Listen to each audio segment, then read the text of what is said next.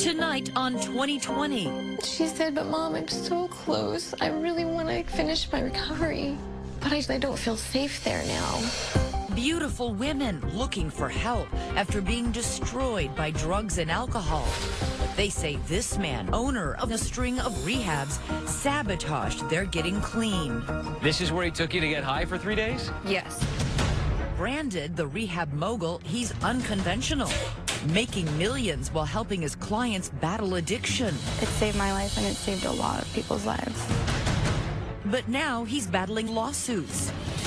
There are multiple women saying that you got them high, the very person who was supposed to be protecting them. I deny this completely. And it's not just drug accusations. It was meth. The car was full of drugs. But repeated claims of sexual misconduct. He was getting even more sexually aggressive with me. It makes a mockery out of trying to get sober. It has to stop. Tonight, 2020 investigates what she says was a drug-fueled marathon in a motel. And so you guys are sure that this is the guy who OD'd? Where they say he overdosed. You deny? I do. You are either telling the truth or you are a spectacular liar. Rehab mogul. Good evening, I'm Elizabeth Vargas. And I'm David Mueller. Right here tonight, our startling 2020 investigation. Women who say a controversial rehab founder, the owner of some 25 facilities, used drugs and the secrets they had revealed during therapy to then prey on them during their very painful process of fighting addiction. And recovery is big business these days. There are some 14,000 treatment facilities in the country right now, bringing in $35 billion a year. Now, many of them and their staffs are doing wonderful, important work. But these women say the very man who should have been helping them, derailed their recovery. He says they're lying. Matt Gutman has the story. And there's my mom headshots. How beautiful. They're a mother and daughter duo you might mistake for sisters. Family, fun, fearless female.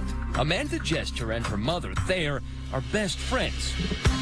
Amanda is a remarkable young lady. She's creative, expressive, beautiful, smart, and an addict.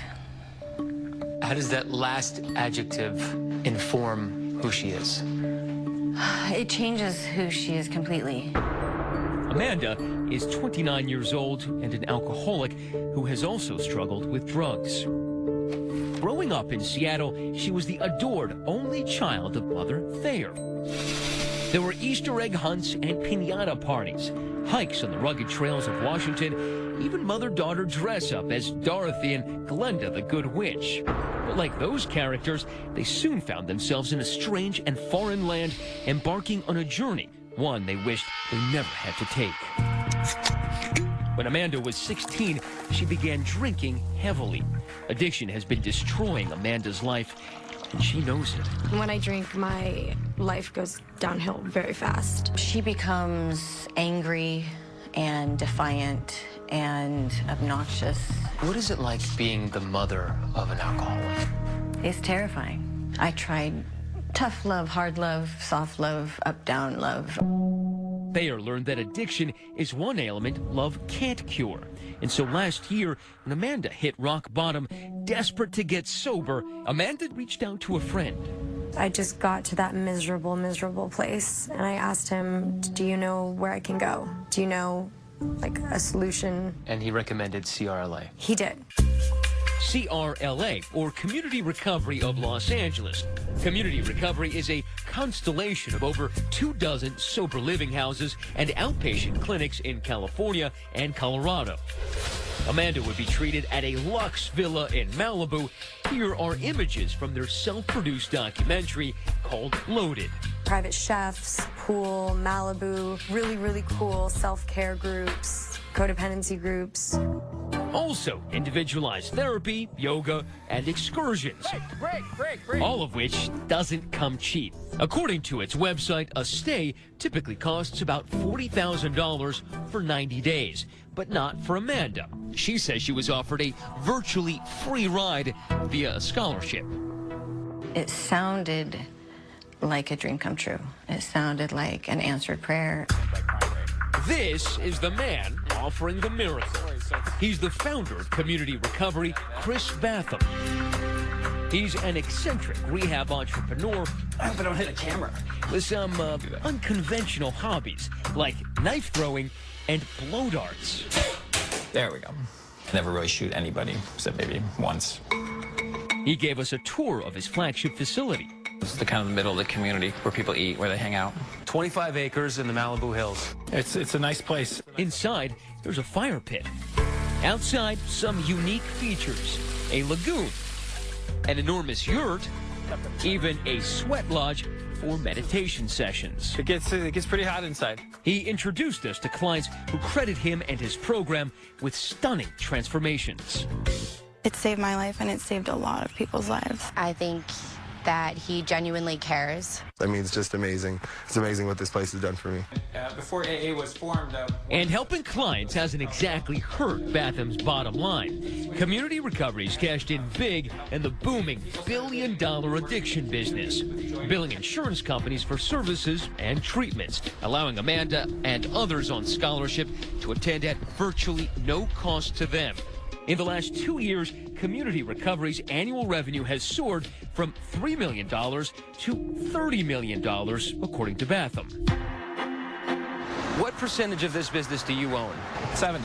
70. Mm-hmm. So when it's turning 20 to 30% profit on about 30 million, you're doing pretty well. Yeah. I'm not complaining. Today, he lives with his wife and 4 children in this $3 million house in the Santa Monica Mountains. And he's got 2 luxury Teslas. It's a far cry from his start. Bathum has no college degree. He says he spent years at an ashram depicted in the book Eat, Pray, Love. Then he ran a pool cleaning business. And there's something else in his background. In 2002, he was convicted of mail and wire fraud for selling computers and exercise equipment on eBay and not delivering the goods. You were convicted of a felony, I think. In fact, yeah, no, I'm not proud of that, but I'm also not ashamed to talk about it. Bathum says after serving house arrest and probation, he decided to turn his life around, getting certified as a hypnotherapist here at the Hypnosis Motivation Institute. But I really wanted to do something bigger. He says he then decided to open a sober living house, followed a decade later by Community Recovery, with a focus on keeping clients in a supportive social network, some working in internships in the office and jobs on site, like this Community Recovery coffee shop that employs clients. I think we're doing well because we're building community, and it's something people need beyond their crisis of addiction. How's the T-shirt printing business going? Bathum says they have almost 200 people sober every year. That's cool. So many other places want to punish you for your addiction, whereas here they just want to, like, help you. It's a community Amanda Jester's eager to join, and a few weeks into her treatment, her mother is thrilled. How did she seem to you then? She seemed really good. She was really happy. It was great. I thought I was really making progress. You were getting better. I was getting really better. Yeah, I felt great. I did. But Amanda says her road to sobriety takes a terrifying turn. I was in a state of shock. I was appalled and instantly furious. Next, the explosive allegations that put the rehab mogul on the defensive. What do you want me to say about that? I deny it. You deny it? Yeah, absolutely. And like the girl who dressed up as Dorothy says Oz wasn't all that it seemed. If you were sitting right here, what would you say to him? How dare you? How dare you? See what's next. 2 months into Amanda Jester's stay at Community Recovery, an LA Weekly cover story hits newsstands. It's an explosive report about owner Chris Bathum, and it lands like a bomb. The things that are alleged are all inaccurate. It's embarrassing as hell. Written by reporter Hillel Aaron, it dubs Bathum a rehab mogul and raises troubling questions about his business practices, his background, and his behavior, including details of a lawsuit from a former female client at an earlier rehab center who accused him of fraud and sexual battery. In the complaint, which was later settled without admitting wrongdoing, there are accusations that Bathum made offensive, unwelcome, and humiliating sexual advances towards her. From your reporting, should Chris Bathum be running a rehab? Absolutely not. Bathum denied any wrongdoing to the LA Weekly. His response to their article, a two-bird salute, topped off with a libel suit. But the Rehab Mogul moniker, that he embraced, selling T-shirts, even mugs at the coffee shop owned by Community Recovery. $15 each. Actually, the T-shirts are gone. We have to print more.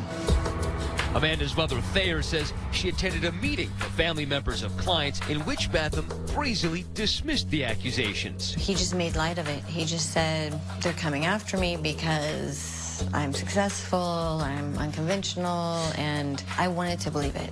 I drank the Kool-Aid. I couldn't imagine that someone would take advantage of these people who were coming to seek help. Amanda Jester says when she first arrived at Community Recovery, she had very little contact with Bathum. But then, Amanda says she got his attention when she broke one of the cardinal rules of rehab: no carnal relations between clients. I got exited for a relationship with a boy from the house. Exited, meaning kicked out. But then, after 2 days, she says Bathum allowed her to return. I was really focused on improving because obviously I messed up. Thayer says she's also hoping that this time it will work out. She's supposed to leave town for a trip, and she wants to make sure her only child will be cared for during her absence. I went up to Chris and said, I'm going to really miss my girl, and he assured me she was in really good hands. Amanda says what happened next is so egregious, she filed a lawsuit against Bathum. This is the sweat lodge. She says he invited her into that makeshift sweat lodge covered in cast-off blankets. What do you heat it with? The rocks are cooked on a fire, and then they come in glowing hot, and then water's poured on them almost like a sauna. She says it's a regular guided meditation session, and that there's a group of around 8 people inside, with Bathum leading the session. I was there. It's very small. It's very small, it's tight, it's pitch black dark, you can't see anything. So it's intended to be a very spiritual experience. Yes. But according to her story, the spirit that was conjured up inside was an evil one. He started to rub my leg up and down. I kind of went into panic mode and I didn't know what to do, so I froze. In her lawsuit, Amanda alleges Bathum slipped his fingers into her vagina. And throughout, Amanda says because she was so afraid, she doesn't make a sound. Why don't you push him off? I did at first. It was kind of like inching away and uncomfortable. I didn't know really what to do. I felt stuck, I guess. I mean, he's the owner. She says she tells no one, and that 3 days later, a staff member tells her that a van is going to take her to meet Chris Bathum to do some shopping. She says she's dropped off at a local Costco where Bathum meets her and leads her to his waiting Tesla. He said, let's go, and told me that he got a hotel room at the Four Seasons. I just felt like I had to. I had no other choice. Amanda says they go inside the hotel room. We sit down on the bed and I asked him, are you high? And he said yes. And then I asked him, are you on meth? And he said yes. I said, listen, I have no intention of doing drugs. I'm happy being sober. I want to be sober. But according to her complaint, he has other plans. It says Bathum demanded that she take off her clothes, stuck his fingers in her vagina, and insisted on performing oral sex on her before allowing her to leave the hotel room. I was disgusted. He smelled bad. He was gross. And I honestly wanted to push him off of my body. But I was stuck in this hotel room with this man who had control over my living situation.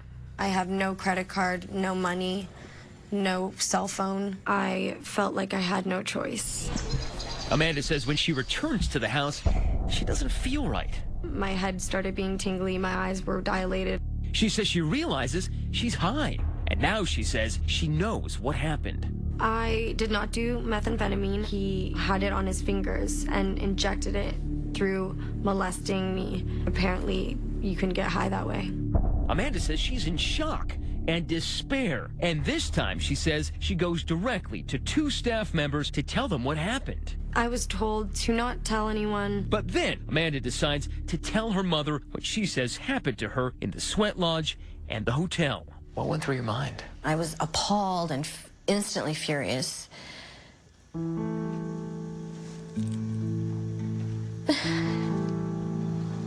what broke my heart the most was she said, "But Mom, I'm so close. I really want to finish my recovery. But I just don't know if I can anymore because I don't feel safe there now." We asked Bathum about Amanda's accusations. He says they are completely untrue and bizarre. As for her accusations that he was high on meth... So the question to you is, do you use drugs? No, I don't. I mean, when you say drugs, you have to define it because it's so hard. You know, coffee's a drug for sure. Do you use I meth? smoke cigars at times. I do not use meth. Have you ever used meth? I have experimented with every drug probably known that's out there because I think it's important to do that a long time ago and to know long-term effect for sure. And I used drugs in my youth at certain times. I'm not going to get into a big thing more than that. Next, Amanda's not alone. Other accusers come forward with disturbing accusations. He came up to me and was like, "I would like to do some one-on-one work with you." They say Bathum derailed their sobriety, exploited their secrets. Some of the stuff that I shared with him, I hadn't shared with anyone my entire life. And lured them in at their most vulnerable. The guy who's supposed to make the place safe is saying, "I'll get you drugs." See what's next. Erica Braukis and Dana Reardon share more than a stint at the drug treatment center Community Recovery. They, like Amanda Jester, are part of a lawsuit against Chris Bathum, accusing him of targeting them and then exploiting their addictions. He's been victimizing the people who are easy to victimize. Drug addicts and alcoholics in recovery are easy targets. Their lawyer, Alan Schimmel, says Bathum had a method he used to try to seduce certain clients. He's been really smart about how he operates and who he picks on and how he gets away with it. Both Erica and Dana came to Community Recovery hoping for something better. Erica, a former model in Los Angeles, says she was a drug addict for a decade and that in her darkest hour, she was homeless.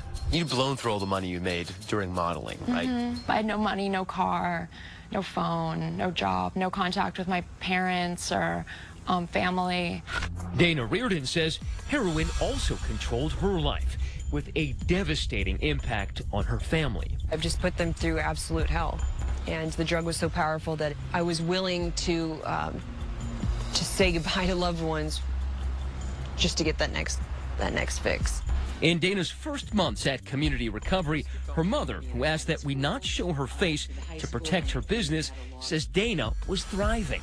She was sober. She was back to her old self. And you had Christopher Bathum to thank for that. Yes. I thought this was like the miracle place. As part of her treatment, Dana says she was in a sexual trauma group run by Bathum, a man with no certification or training in therapy, in which clients share their most intimate secrets. I had shared about getting molested as a child. Some of the stuff that I shared with him, I hadn't shared with anyone my entire life up until that point. God, it must have taken a lot to finally open up.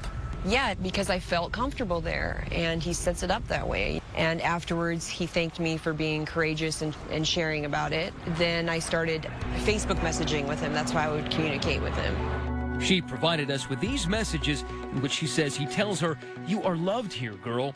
She responds, "It warms my heart to feel loved." Dana says that Bathum quickly became a father figure to her.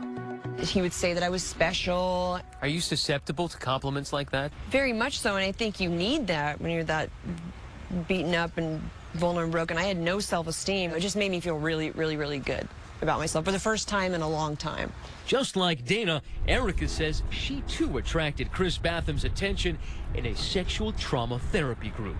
After the group, I remember he came up to me and was like, "I would like to do some, one-on-one work with you, some one-on-one therapy about some of the past issues you've had." And I remember looking at him and being like, this guy looks sketch. And so I turned him down. I was like, I think I'll be all right without that. She says Bathum persisted and that about a month into her stay at Community Recovery, he had a proposition. He offered me an internship, being his assistant. As an intern, she helped in the office, ran errands, and sometimes would drive Bathum to and from work in his Tesla. And the perks? She says use of a company BMW, a Mac laptop, and a new iPhone. Were you wondering why me? I mean, I didn't really have to because he made it very vocal that he thought I was special and that he thought I was beautiful, that he liked doing all these things for me. Erica says during their rides together, Bathum would take on the role of a therapist. He really liked to try to get me to cry. did it help you? I don't think it was really effective in really doing anything but kind of just re-traumatizing me. One day, she says she told Bathum she wanted to leave the rehab and get high. She says his response was one she would never have imagined. He told me there was a way I could still get high and be loaded. He would pick me up in his Tesla from the treatment center and take me to his house, and we could smoke meth there together. I'd be allowed and sanctioned to do that just with him and only that drug. She says the lure of the drugs was irresistible. So the head of the treatment center is saying that you can smoke meth, but only with him. Mm-hmm. I mean, did that sound a little bit off to you? It sounded completely off. So he picks you up in the car, takes you to his house. He sits at his desk and he brings out a huge tin that's completely full of giant shards of meth.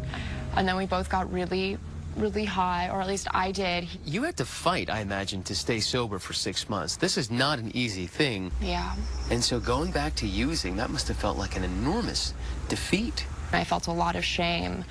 Within days, Erica says she was out of the program. And I started smoking meth every day again, and I got back into heroin, and I moved in with my dealer. I really self-destructed. Erica says Bathum repeatedly reaches out to her, and eventually she agrees to come back to the program. I was really strung out, so I agreed to go back. And she says this time the special treatment included spa treatment in one of the fanciest hotels in town, the Four Seasons near Bathum's home. Remember, that's the same place Bathum allegedly took Amanda. The only catch with getting to go to the spa was I would come up to the hotel room and he would be in his underwear on the bed. You know, and I would tell him, I'd be like, this is really inappropriate. How would he explain being in his underwear? That he was comfortable like that. How many times does this happen? Happened 3 times, and on the 3rd time, he came over and he tried to put his hands on me under the guise of, like, I'm gonna give you a massage. And then I was like, I can't. I don't want you to touch me. He was getting even more, like, sexually aggressive with me. Bathum says Erica's story is absurd. He says he didn't act as her therapist, that although the Four Seasons spa was sometimes used by clients, hotel rooms were not. And he says, I never touched Brauchus inappropriately.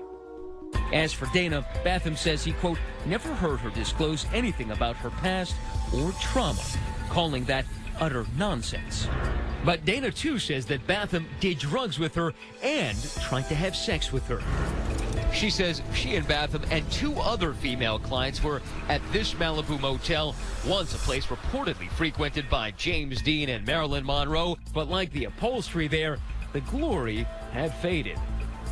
Dana says for her, the promise of drugs was too much to resist. So this is the motel? Yes, this is the motel. This is where he took you to get high for 3 days? Yes. And had he gone to work? Did he leave and come back? Yes, he left and came back. And then he starts making these sexual advances on you guys? Yes. And how did that materialize? Before I knew it, both girls were half naked on the bed when he started to touch me, and I thought I could go through with it. Then I realized that I couldn't, and I told him to stop. It just sounds so preposterous that the head of the treatment centers would take you guys here to get high and have sex. And I know. I still am having a hard time believing myself that this happened. Bathum says her story is completely untrue. But Dana says the next stop for Bathum after the motel room is the emergency room. His lips were purple. 911, what's your emergency? But Bathum says he wasn't there. you did not pass out from heroin, and one of your clients did not try to revive you. I did not. 2020 investigates. See what's next. It's the night of December 9th, 2015. Inside room 14 of the Malibu Riviera Motel, Dana Reardon says she's there with 2 other young females, all 3 supposedly in treatment with Chris Bathum's rehab center.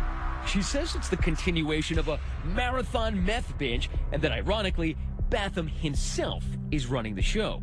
So they're supposed to be in recovery in a motel room with the director of the treatment center who's trying to get them sober. Yes. Dana, who is now suing Bathum, says they then add heroin into the mix.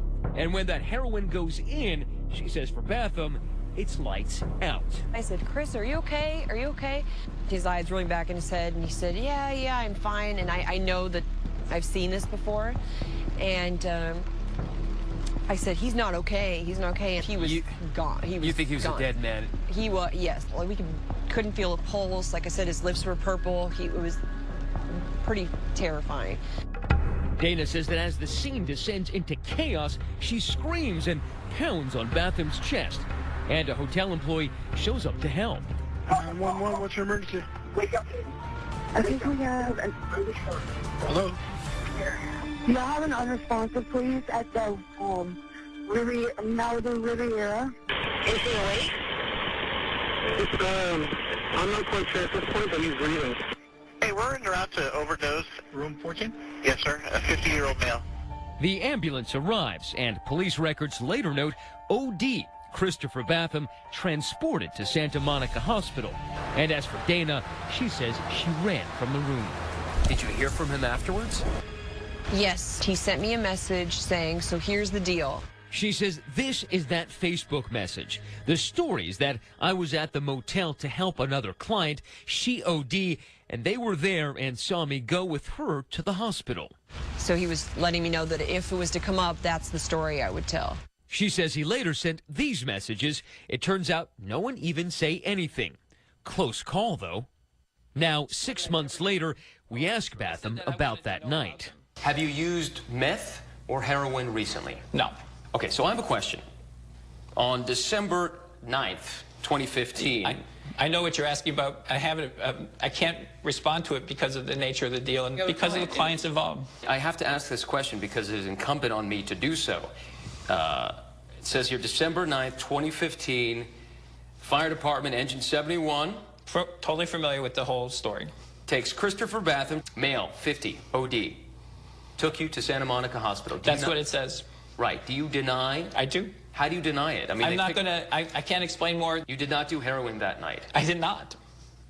You did not pass out from heroin and one of your clients did not try to revive you? I did not. You got to understand something.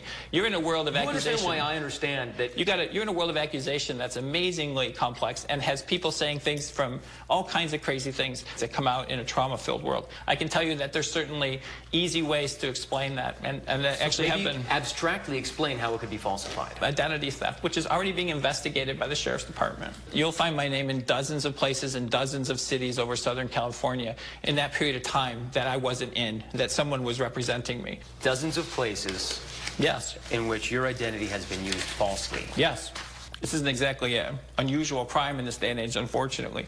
But it's one that could be easily verified, isn't it? It is a little bit unusual when someone is transported to the hospital under an identity that's apparently been stolen. I agree. Bathum also denied sending those Facebook messages to Dana about a cover-up. Still, why would she lie? There's so many different reasons a person falsely accuses. They do it to be at the center of things. They do it to take the shame off of themselves. To check Bathum's claim, I called Detective Vic Palladino of the LA Sheriff's Department. Did Chris Bathum at any time file a complaint about identity theft on the night of December 9th? Not to my knowledge. I don't have a case involving that, so if that did occur, it's nothing that's come across my desk. He did say Bathum filed a complaint months later about fraudulent use of his credit card, but also told us there's nothing in his file about that December night. Bathum's reply, maybe the officer who took his complaint just wasn't listening. We then tracked down these people who say there's no mistake. Maggie Peterson managed the Malibu Riviera Motel, and Louis Curson was the night manager. Maggie says she remembers checking Bathum in. In order to use your credit card, it's our policy. Everybody has to show a valid ID. She wasn't around just before midnight, but Curson was. He told us he heard the ruckus in room 14 from his office next door, ran in and threw water on a man's face to try to revive him. I got on top of him to try to rouse him. But he says nothing worked, so he called 911. 911, what's your emergency? Once paramedics arrived, Louis says he started snapping photos. He says this is Bathum loaded into the ambulance. Meanwhile, outside room 14, the police are searching a white Tesla. This photo Curson took of a license plate matches Bathum's. Inside the room, there's drug paraphernalia scattered about, and the spot, he says, where the man lay unconscious, still soaked from the water poured on him minutes earlier. As soon as they left, I went on the computer and searched the name that was rented under the room. The room was rented under the name Chris Bathum. Yes. Okay, I'm gonna show you a picture. Who's this? That is the man that I was on top of slapping as Chris Bathum. When you say that you were on top of him, how close were you? How close was your face to his? About right there. This far apart, like Yes. a foot apart? Yeah. And so you guys are sure that this is the guy who OD'd? Yes. Yes. You may have saved his life. Yeah. Hopefully. I'd like to think so. Bathum denies being at the motel. He insists he was at work, then spent the night at home with his family, and says family and employees can confirm that. I deny categorically that happened. Next, could the wife of this Hollywood actor derail Bathum's multi-million-dollar business? I was also told that I might want to think twice before blowing the whistle because this company is really big and I'm just me. Stay with us. Rose Stahl and her actor husband Nick Stahl came to Hollywood from Texas. He was hungering for fame and fortune. I have to live. That's Nick in Terminator 3. A former child actor, he seemed on his way to the big time.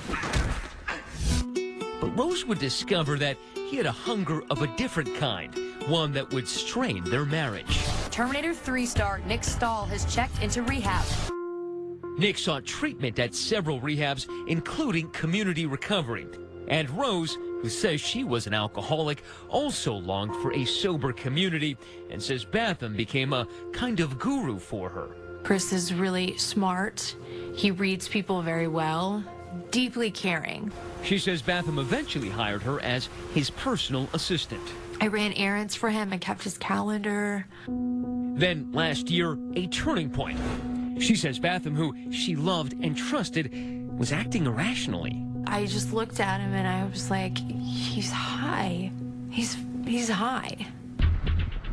Weeks later, while alone, charging Bathum's Tesla, Rose says in a lawsuit that she realized the car had what appeared to be drugs all over, including inside a candy tin. I found that tin and it was meth. There was meth in it. It really was meth. Rose says she was stunned and says these are the photos she took to document her find. The car was full of drugs. It was everywhere. There was a torch, which is used to smoke meth, in the glove compartment. She says she immediately reported it to other staff members. And it was also really hard to believe that this guy is bad, that he's this bad.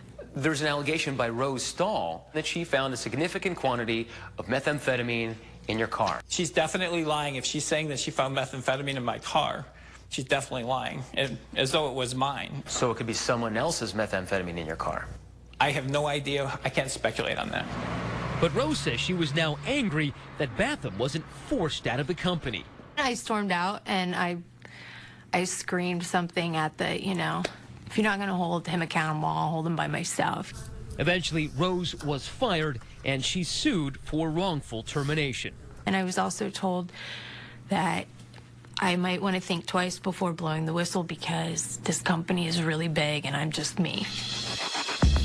Unbowed, Rose has now filed complaints and given detailed statements to authorities about potential wrongdoing.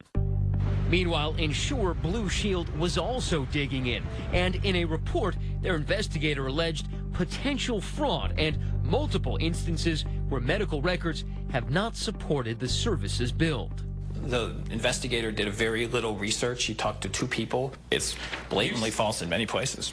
The time, I think, Blue Shield owed us between $8 and $10 million, and I think that, there's a lot of interest in writing a report that's going to allow them not to pay that. In a 10-page rebuttal, Community Recovery admitted some billing mistakes, but defended their practices, calling the investigator biased and ignorant. Yet, Blue Shield told us it stands by its report, and now law enforcement is taking notice. Both the FBI and the Los Angeles DA have confirmed to us that they are investigating you. That's the first time I've ever heard that. There's been no attempts at contact and no way that we could even find that out. If that's true, and I'm not taking it as true because you're saying it, if that's true, that's the first we've heard of it. Well, it is true. Take a look at these emails to 2020 from the DA's Healthcare Insurance Fraud Division and FBI confirming their investigation. These are just therapy rooms. In the end, after spending hours with Chris Bathum, he still remained an enigma. I'm thinking to myself that you are either telling the truth or you are a spectacular liar. I don't care what you think about this. It's not as important to me as telling the truth for the camera and letting people know where I'm coming from. Spectacular liar, I don't know what that is, but thank you. If that's a compliment, I don't think it is. And I'm not sure why you're saying it. What's your intention here except to portray me as somebody other than I am? Next, a courtroom battle brews as the rehab mogul strikes back against his accusers with charges of his own. For all intents and purposes, it's your word, a former addict, against his. Yeah. Why should people believe you? Stay with us. For Dana Reardon and Erica Brownkiss, leaving Community Recovery was a reluctant step, they say, taken simply to get away from Chris Bathum. I had to walk away from all this and lose my whole support system because I couldn't be around him anymore. I couldn't stand to even hear his voice anymore. The next step after leaving was speaking out.